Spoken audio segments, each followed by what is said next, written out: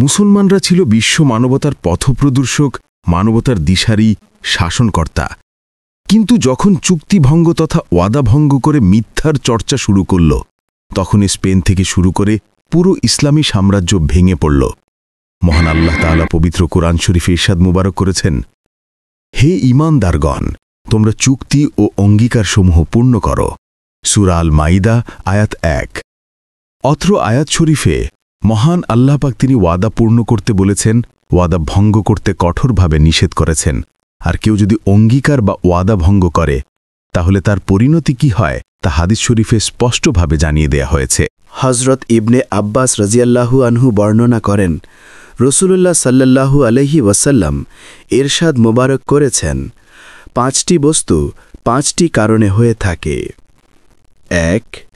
কোনো জাতি যখন ওয়াদা ভঙ্গ করে, তখন মহান আল্লাহ পাক তাদের উপর তাদের শত্রুকে প্রবল করে দেন। দাইলামি শরীফ, মুজামুল কবির। অর্থাৎ এমন 5টি বিষয় বলেছেন যেগুলোর কারণেই 5টি শাস্তি বা পরিণতি পৃথিবীতে নাজিল হয়।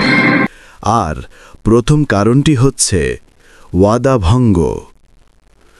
উক্ত আয়াত ও হাদিস শরীফের মাধ্যমে বোঝা যাচ্ছে, যখন কোনো সমাজ বা জাতি অঙ্গীকার রক্ষা করে না, ওয়াদা ভঙ্গ করে, দায়িত্বে অবহেলা করে, মিথ্যা প্রতিশ্রুতি দেয়, তখন আল্লাহ তাআলা তাদের থেকে বরকত উঠিয়ে নেন এবং তাদের শত্রুদের শক্তি তাদের উপর প্রাধান্য পায়।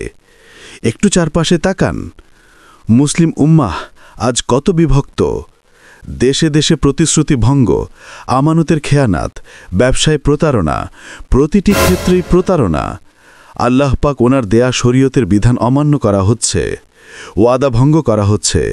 ফলে দেখা যাচ্ছে, যেই মুসলমানরা একসময় নেতৃত্ব দিত, আজ তারাই অন্যদের দাসত্ব করছে। মুসলমানরা ছিল বিশ্ব মানবতার পথপ্রদর্শক, মানবতার দিশারি, শাসনকর্তা। কিন্তু যখন চুক্তি ভঙ্গ ও মিথ্যার চর্চা শুরু হলো, তখন স্পেন থেকে শুরু করে পুরো ইসলামী সাম্রাজ্য ভেঙে পড়ল। ওয়াদা ভঙ্গ করার পরিণতি কি হয়, কি শাস্তি নাজিল হয়, ইতিহাসে এর অসংখ্য দৃষ্টান্ত রয়েছে।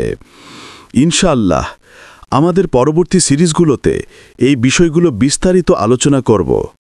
তাই চ্যানেলটি সাবস্ক্রাইব করে পাশে থাকুন আর বেল আইকনে ক্লিক করে রাখুন, যাতে নোটিফিকেশন পেয়ে যান। জাযাকাল্লাহু খাইরান।